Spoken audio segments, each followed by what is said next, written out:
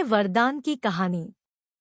एक गांव में नंदू नाम का लड़का रहता था जो अपने माता पिता की दिल से सेवा करता और उनकी हर बात मानता था। नंदू मन लगाकर पढ़ाई करता था और हमेशा सबकी मदद को तैयार रहता था। गांव के सभी लोग उसे बहुत प्यार करते थे।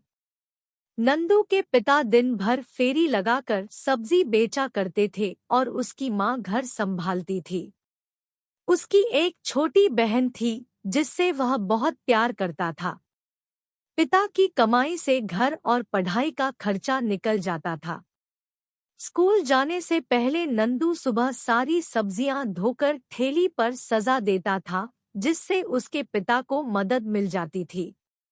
एक दिन उसके पिता बारिश में भीग गए और बीमार पड़ गए। फिर एक दिन अचानक उनकी मृत्यु हो गई। इस हादसे से पूरा परिवार हिल गया। घर में सभी पैसे पैसे के लिए मोहताज हो गए। नंदू के माँ की तबीयत भी खराब रहने लगी। नंदू समझ नहीं पा रहा था कि कैसे वह परिवार की मदद करे। नंदू ठेली लगाना तो चाहता था, लेकिन अभी वह सिर्फ 8 साल का था। इतनी कम उम्र में वह इस काम को नहीं संभाल सकता था। नंदू ने अपनी माँ से रामायण, महाभारत के साथ साथ दैवीय चमत्कार की कहानियां सुनी थी। उसके मन में विचार आया कि भगवान तो सभी की मदद करते हैं, उसकी भी जरूर करेंगे। ये सोचकर एक दिन तड़के ही वह मंदिर पहुंच गया। उसने वहां जाकर हाथ जोड़ा और बोला, भगवान मैं छोटा बालक हूँ, पूजा करना नहीं आता, लेकिन तुमसे विनती करता हूँ कि रास्ता दिखाओ। इस तरह नंदू स्कूल जाने के क्रम में नियम से रोज मंदिर जाता और भगवान से विनती करता। इस तरह करते करते उसे कई महीने गुजर गए। इस दौरान न तो भगवान ने दर्शन दिए और न ही परेशानी दूर हुई। कभी कभी नंदू निराश हो जाता कि उसे पूजा करना नहीं आता, इसलिए भगवान दर्शन नहीं दे रहे, वरना वह तो सबकी मदद करते हैं। फिर भी उसने मंदिर जाना और पूजा करना नहीं छोड़ा। आखिरकार एक दिन देवी माँ को उस नन्हे भक्त पर दया आ गई। एक दिन जब नंदू बिस्तर पर गहरी नींद में सोया था, उसे लगा आकाश से एक तेज रोशनी आ रही है और पूरा कमरा रोशनी से भर गया। कुछ देर बाद उस रोशनी से हाथ में छड़ी लिए नन्ही परी निकली, जो बिल्कुल वैसी ही थी जैसा उसने किताबों में पढ़ा था। नंदू को यकीन नहीं हो रहा था। वह भौचक्का से बस उसे देखे ही जा रहा था। तभी परी ने मुस्कुराते हुए कहा, नंदू मैं सच में तुम्हारे सामने खड़ी हूँ।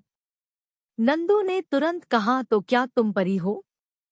परी ने मुस्कुराते हुए कहा, हाँ। तुम यहाँ कैसे? घबराहट में नंदू की आवाज नहीं निकल रही थी। परी ने फिर हंसते हुए कहा, नंदू, मुझे देवी माँ से भेजा है। देवी माँ? नंदू आवेग में चिल्ला उठा। हाँ नंदू, बोलो तुम्हें क्या चाहिए? नंदू खुशी से चिल्लाते हुए बोला, अगर तुम्हें सचमुच देवी माँ ने भेजा है तो मेरी माँ को ठीक कर दो। परी बोली, ठीक है नंदू, कल तक तुम्हारी माँ ठीक हो जाएगी, लेकिन मैं तो तुम्हें वरदान देने आई थी, तुमने अपने लिए कुछ मांगा ही नहीं। नंदू बोला, मेरी माँ ठीक होगी तो पूरे परिवार की देखभाल कर लेगी।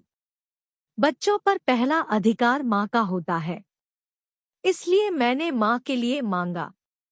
परी खुश होकर बोली, नंदू तुम बहुत अच्छे हो, तुम मुझसे एक और वरदान मांग सकते हो। इस पर नंदू बोला, परी मुझे ऐसा वरदान दो कि मैं बड़ा होकर अच्छे रास्ते पर चल सकूं।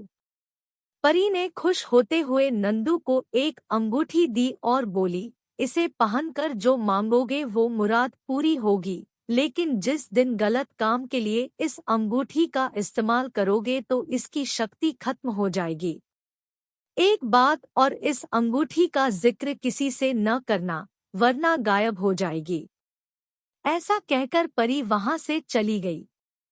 सुबह उठकर जब नंदू ने देखा तो अंगूठी उसकी उंगली में मौजूद थी। उसने देखा कि माँ पूरी तरह से ठीक हो चुकी है और घर के काम कर रही है। वह अपनी माँ को सारी बात बताना चाहता था, लेकिन फिर परी की बात याद आ गई और वह चुप हो गया। मेहनत के बल पर अब उसका परिवार सुख से रहने लगा। कहानी से सीख, इंसान को लालच कभी नहीं करना चाहिए। कर्म पर विश्वास करने वाले लोगों के लिए कुछ भी असंभव नहीं होता।